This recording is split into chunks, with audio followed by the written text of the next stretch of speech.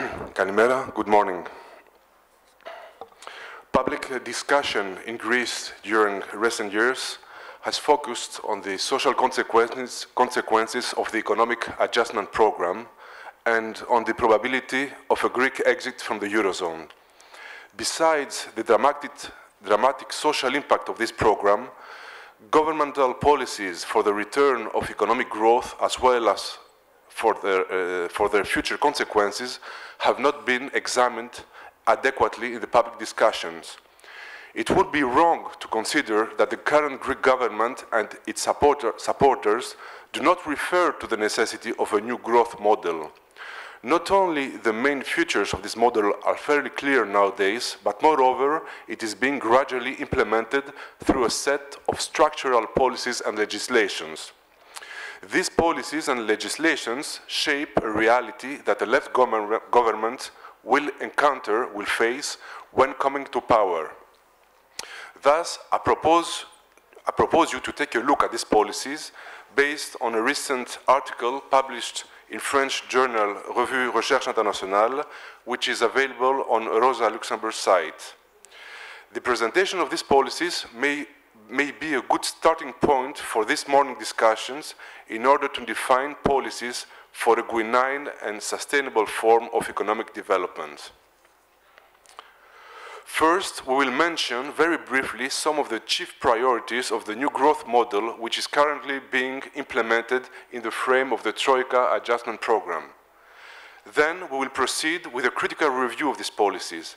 Our main argument is that the underlying principle of this new model relies in the notion of dumping or downgrading, with social dumping only being the most obvious and well-known form among others. Thirdly, we will try to highlight the social subjects implicated in this neoliberal growth project and draw some conclusions on its future implications. The first pillar of the neoliberal growth project is linked with labor market deregulation and price competitiveness. Reduction of wages is considered to be the main channel for achieving price competitiveness of the Greek economy. After drastic cut wages, unit labor cost comparing to Greece competitors has experienced a decrease of about 20% since 2009. This in turn was expected to contribute to a steady increase in Greek exports and to a growth recovery. Indeed, the extroversion of the Greek economy has turned to be a ultimate goal for the Greek government. According to the Greek Prime Minister, 50% of Greece's GDP should come from exports and tourism. Of course, this approach neglects the huge potential as regards substitution of imports like food products and, of course, energy. Despite the drastic cuts which have been implemented in wages, performances of the Greek economy remain dramatically poor as exports remain approximately 50% lower comparing to 2008. The third pillar of the new growth project is, of course, decrease of business taxes. The reduction of business taxes through the implementation of a 50% flat tax is one of the personal promises of the current Prime Minister.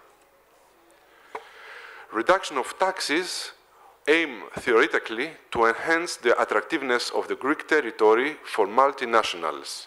Of course, they are aiming at foreign direct investment, which we could qualify as non-territorially embedded, a subject that I think Professor Gabriel Collectis will mention in his presentation. The fourth pillar of the neoliberal growth project is, of course, to promote large enterprises. Big is efficient. SMEs, small and medium enterprises, have been explicitly mentioned in various reports as barriers to growth, obstacles to growth. Therefore, there is a complete market deregulation which aim at liberating the potential of large-scale businesses. At the same time, there is a wave of mergers and restructurings that is under development in various industries, such as in banking, construction, telecommunications, and air company, among others. Thus, the combination of increased market concentration, business tax reductions, and wage cuts has led to a considerable improvement of the profitability of the major corporations of the country. And according to the latest data, the profit-wages ratio has increased about 55% since 2009, according to the Institute of Labor of ESA. The fifth pillar of the neoliberal growth project, of course, is linked with the privatization and full liberalization of the energy sector. All policies are trying to create a sound environment for private businesses in terms of guaranteed profitability due to the oligopolistic structure of markets. This, of course, will lead to cheaper energy for businesses at the expense of households. Corporations and multinationals play also a leading role in the renewable energy sector. Their investments are questioned in terms of stability and efficiency of the electricity systems, but also as regards the social efficiency and their compliance with local social needs and development plans. Tourism could not miss from the neoliberal growth projects. All policies, however, are focusing on a very specific kind of tourism which could be qualified as luxury mass tourism. Golf courts, marinas, cruise tourism, huge tourist complexes, often in environmentally fragile regions or very close to the sea, are the most prominent elements of this new tourist model. I'm sure Haris Konstantatos here could add some elements because I know he has worked on these issues.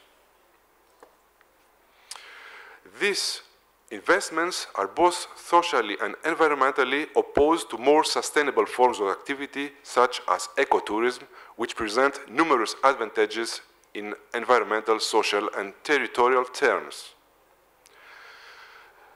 One other aspect of the neoliberal growth project is, of course, private insurance. As you may know, the sustainability of the public pension system in Greece has been severely undermined due to the deep recession.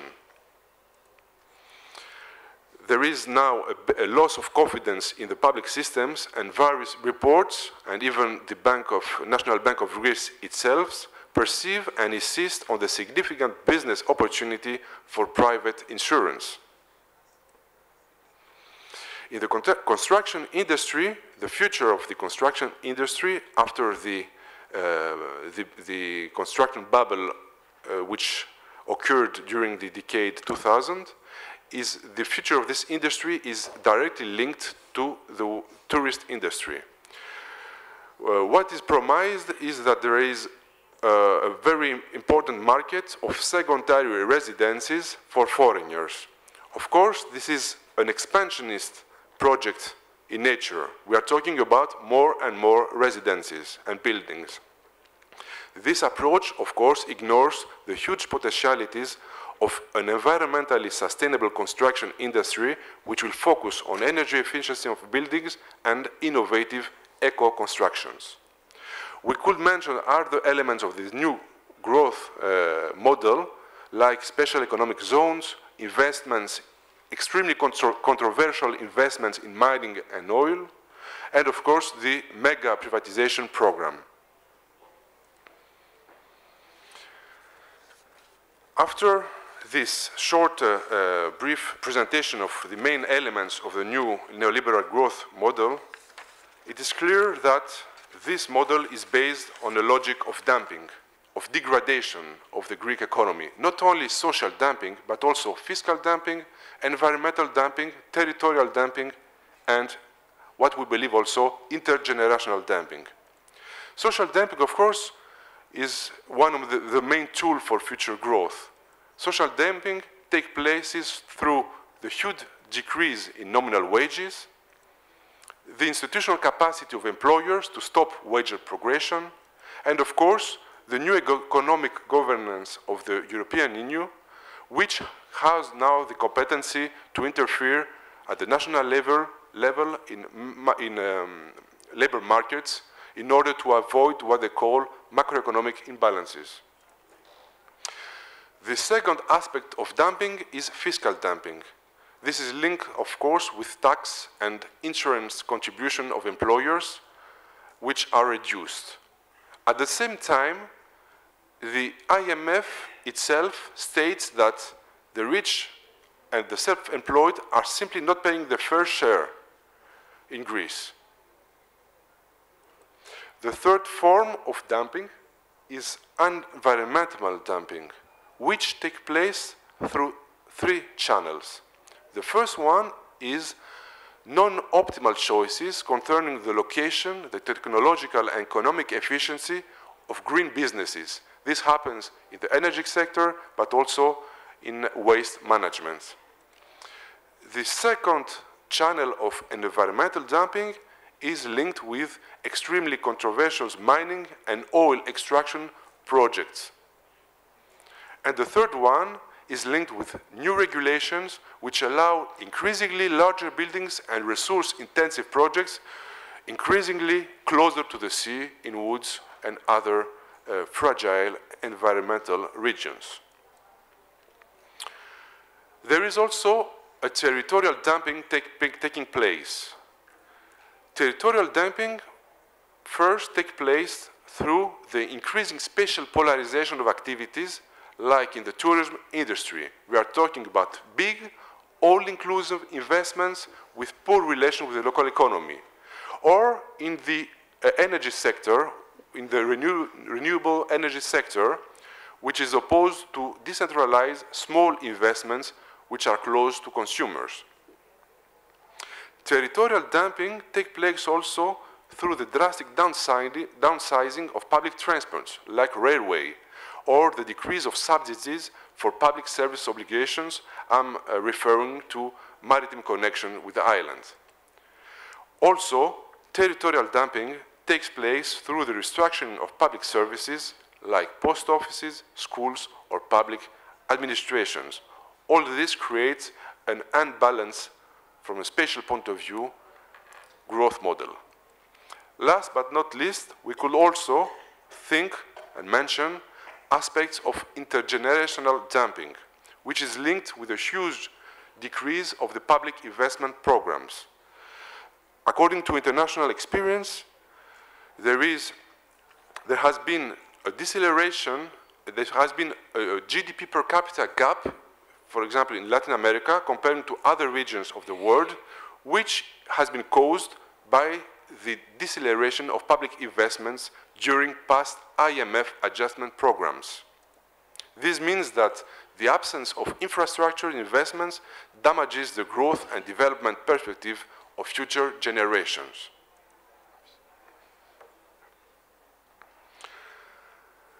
To have a complete idea of what's happening today in Greece in the field of development or growth, or future growth, promised growth, we should mention,